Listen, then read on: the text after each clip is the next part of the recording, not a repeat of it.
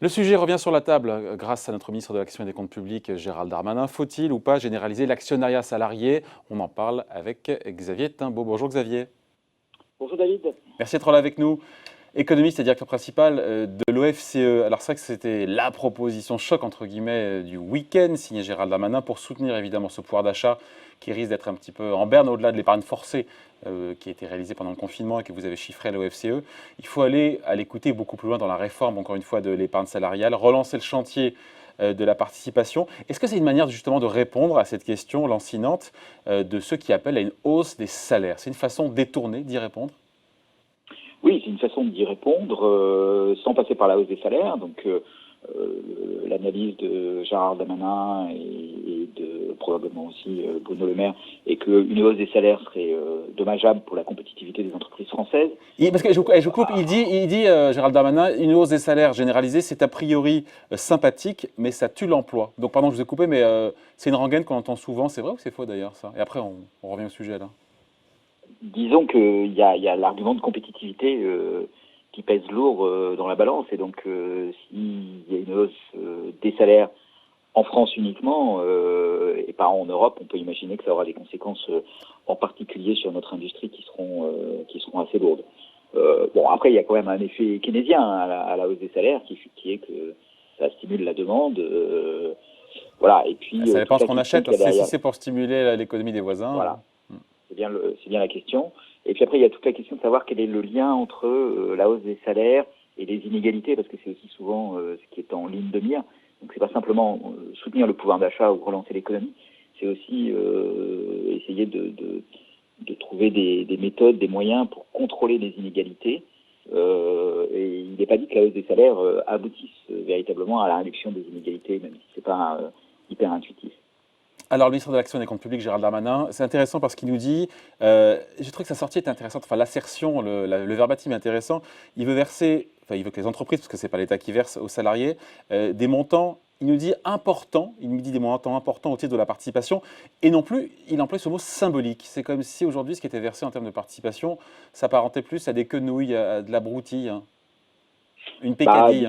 C'est le cas ou pas? Il y a des dispositifs de participation aujourd'hui qui sont quand même plutôt dans les grandes entreprises et qui sont pour des montants qui peuvent sembler importants. C'est autour de 20 milliards d'euros qui sont distribués chaque année par les dispositifs d'intéressement, de participation au total dans l'économie. Alors 20 milliards, ça peut paraître beaucoup, mais si on ramène ça à la masse salariale totale de l'économie française, qui est en brut... en salaire brut pour le salarié qui est de l'ordre de 1000 milliards d'euros, ça fait à peu près 2% de cette masse salariale. Donc, oui, mais concentré sur les grandes boîtes en plus, sur les salariés des grandes boîtes. Et en plus, plutôt dans les grandes boîtes, effectivement, ça constitue pour beaucoup de Français un élément de rémunération qui est vraiment accessoire, on va dire. Hein. C'est pas le cœur de la rémunération. La part variable dans la rémunération d'un salarié en fonction des primes, par exemple, qui sont liées à sa performance, peut être beaucoup plus importante que celle de l'intéressement ou de la participation. Ouais.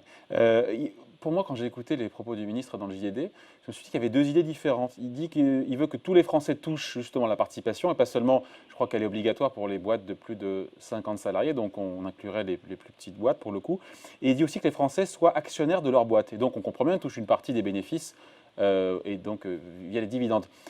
Ce sont deux idées distinctes qui peuvent éventuellement se rejoindre, mais c'est deux idées différentes. D'un côté, toucher la participation et de l'autre, être actionnaire de sa boîte. Oui, c'est deux idées différentes. L'idée qu'il y a derrière la participation, c'est donc un complément à la rémunération salariale, on va dire la rémunération définie par le contrat de travail, qui est plutôt fixe, ou qui peut être liée à la performance du salarié, mais qui est liée au résultat de l'entreprise. Donc l'idée, c'est de dire, quand l'entreprise fait des bons résultats, automatiquement la rémunération du salarié augmente. Et puis, mais pour les cadres de mémoire, pour les cadres, ça peut être un mois de salaire hein, quand même, hein, une participation dans une boîte qui va bien et qui n'est pas petite, non? Oui, en fonction des dispositifs d'intéressement, ça peut être effectivement assez élevé. Donc oui, ça peut représenter un mois de salaire pour les cadres. Enfin, un mois de salaire, c'est un 12e du salaire, donc c'est un peu plus de 8% du salaire. Donc il y a cet aspect-là, et puis il y a le deuxième aspect qui est être actionnaire de l'entreprise. Et là, on est plus dans ce qu'on appelle la démocratie sociale, la démocratie économique. C'est le fait que les salariés puissent participer non seulement à la distribution des dividendes, mais aussi aux décisions qui sont prises dans l'entreprise. Donc c'est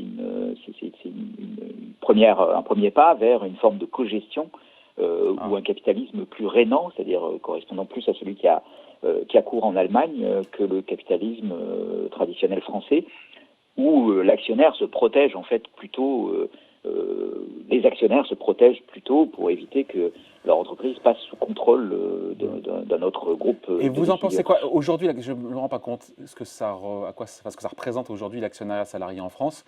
Donc il faut convaincre les patrons qui peut être rétif à l'idée de perdre le contrôle ou d'avoir trop de contre-pouvoir au sein d'une boîte. Et est-ce que c'est souhaitable de cumuler quelque part? Je réfléchis aux les avantages. Oui, quand la boîte va bien, on touche les dividendes et c'est très bien, mais on cumule d'un côté le risque d'être salarié, donc le risque sur l'activité avec un risque financier sur sa boîte. On ne cumule pas un peu les risques quand on dit qu'il faut bien gérer son épargne, il faut diversifier un peu les risques, non?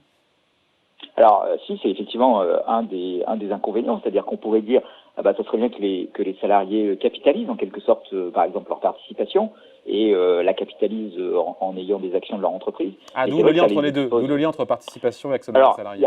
Il y a le lien qui passe par là, et puis il y a un autre lien qui est que plus vous avez des actions dans une entreprise, plus on peut imaginer que ça va venir renforcer les montants qui sont versés dans la participation, et on peut imaginer même des régimes de rémunération privilégiés pour les actionnaires salariés, en renforçant en quelque sorte le dispositif de participation et d'intéressement quand il est combiné à de l'actionnariat salarié. Bon, mais en dehors de ces possibilités de renforcement qui peuvent passer par des instruments fiscaux en fait et des régimes fiscaux spécifiques, effectivement, vous avez raison. Le deal ne sera pas du tout le même dans une petite entreprise sous-traitant de l'automobile qui peut fermer du jour au lendemain et dans lequel vous allez avoir une perte en capital en plus de la perte de votre emploi au moment du plan de licenciement, quand on le compare à celui dans une très grande entreprise au CAC 40 qui garantit que son capital sera maintenu dans les années qui viennent et donc dans lequel vous n'avez pas de risque de perte en capital. Voilà, donc donc votre point de vue, c'est quoi? Oui ou non, il faut généraliser l'actionnariat salarié au-delà de ce qui existe déjà, notamment pour les boîtes cotées? L'idée principale qu'il faut poursuivre, c'est d'essayer d'avoir une participation des salariés et une implication des salariés dans la gestion des entreprises. Darmanin fait référence au général de Gaulle, en l'occurrence, et après la Deuxième Guerre mondiale, c'était vraiment le message du général de Gaulle, c'était arriver à avoir une forme d'implication pour que les salariés soient partie prenante dans les décisions et qu'ils comprennent aussi les décisions qui sont prises dans l'entreprise de façon à ce que l'entreprise fonctionne mieux. Donc pour ça, oui, il faut de l'actionnariat, mais si c'est pour exposer le salarié à plus de risques dans un système très flexible, ça risque d'être un mauvais deal, c'est-à-dire qu'il n'aura pas beaucoup de participation aux décisions, si ce n'est quand il faut prendre les décisions pénibles et difficiles de fermeture de l'entreprise. Donc là, vous n'êtes pas fan. Donc vous n'êtes pas fan de ça. Ça serait un peu le deal entre la poule et le cochon pour faire l'omelette au jambon. La poule fournit les œufs et le cochon fournit le jambon, et c'est un deal qui n'est pas tout à fait égal. Chacun ne donne pas tout à fait exactement la même partie de soi-même. Donc, vaut mieux opter pour ce chantier, encore une fois, d'épargne salariale, d'avoir une participation pour tous, pourquoi pas, encore une fois, élargir aux sociétés de moins de 50 salariés. Il y a plein de choses qu'on peut imaginer. Il y a le forfait social qui a été augmenté sous Hollande, mais de nouveau réduit. Il y a l'idée de faire sauter. Il y a plein d'idées aussi pour aller plus loin dans la réforme de l'épargne salariale. Ce qui n'est pas idiot pour apporter un complément de revenu. L'épargne salariale, c'est un chantier qui a plus été effleuré que véritablement développé. Donc en moyenne, c'est 2% de la rémunération. On peut aller beaucoup plus loin dans cette voie, en particulier sur la partie intéressement, qui, elle, dépend beaucoup éventuellement des performances de l'entreprise, et donc qui peut être un moyen d'impliquer les salariés par rapport aux résultats de leur entreprise. On rappelle la différence entre participation et intéressement qui m'échappe un petit peu là pour le coup. La participation, c'est C'est un système d'épargne salariale avec un régime fiscal particulier qui permet aux salariés de capitaliser Et une qui est partie de sa réglementaire, qui est rémunération réglementé, non, pour le coup? et qui est réglementé. Et l'intéressement, c'est C'est un à votre bon dispositif cœur, c'est ça? qui est proche, mais qui est lié à des indicateurs de performance en fait de l'entreprise. Et voilà. Alors après, il faut aussi quand même que la chose, que le jeu soit correctement joué dans les entreprises, parce que par des montages juridiques et fiscaux, on peut arriver à avoir des salariés qui sont salariés d'une filiale et une grande partie des bénéfices de la filiale sont remontés dans une holding. Et donc à ce moment-là, les salariés, en fait, même s'ils ont des dispositifs d'intéressement, sont pas tout à fait impliqués Ah bah ouais. dans les résultats de l'entreprise. Donc, bon, enfin, c'est quand même toute une architecture de démocratie sociale, là, véritablement, qu'il s'agit de mettre en place pour qu'il y ait des pouvoirs et des contre-pouvoirs à l'intérieur de l'entreprise. Et là, il faudra un peu plus qu'un dispositif pécunier pour arriver à faire bouger les lignes en France, qui sont quand même assez tranchées de ce point de vue-là. C'est-à-dire que c'est vraiment pas dans les pratiques aujourd'hui des entreprises que Ouais. de faire participer les salariés, à part dans quelques startups, dans quelques entreprises Et en même temps, de la tech. Xavier va se quitter là-dessus, mais en même temps, c'est pas un sujet qui est nouveau non plus. On se rappelle, vous vous en souvenez, sous Nicolas Sarkozy déjà, qui nous disait qu'il fallait que les bénéfices, il avait parlé d'une répartition des bénéfices, vous vous rappelez les 3 tiers? Il y Les avait trois pour les tiers, oui. salariés, pour l'investissement, pour les actionnaires. Donc ça sent pas un peu le réchauffer, cette proposition de Gérald Darmanin? On en est loin aujourd'hui, d'ailleurs, on en est loin de cette répartition de 3 tiers hein, aujourd'hui. Ah oui, on en est très très loin. On en est très très loin puisque la part des salariés est tout à fait négligeable en fait dans les dividendes qui sont distribués globalement, macroéconomiquement. C'est moins de 5% aujourd'hui, donc on en est très très loin. C'est du réchauffé, oui et non, c'est une vieille idée en fait. Hein, c'est vraiment une idée aussi vieille que la sécurité sociale, puisque c'est des idées qui ont été mises sur la table à peu près au même moment, après la Deuxième Guerre mondiale, au moment de la reconstruction.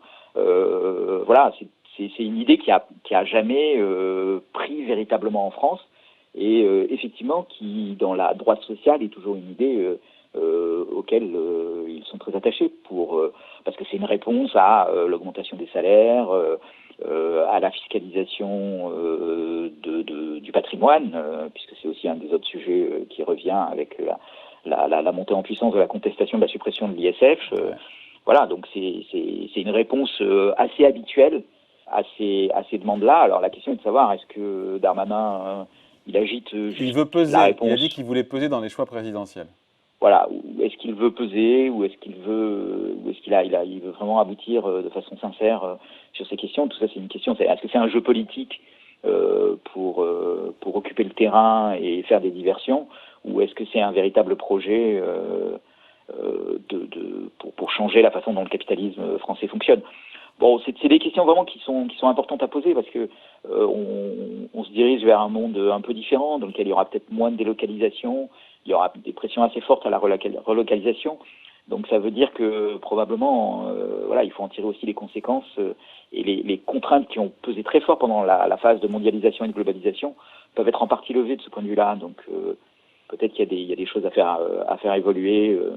Entre l'objet social de l'entreprise, la participation des salariés, les salariés actionnaires, les salariés au conseil d'administration. C'est un gros chantier. Quand on dit comme ça, c'est un chantier quand même qui est colossal. Colossal.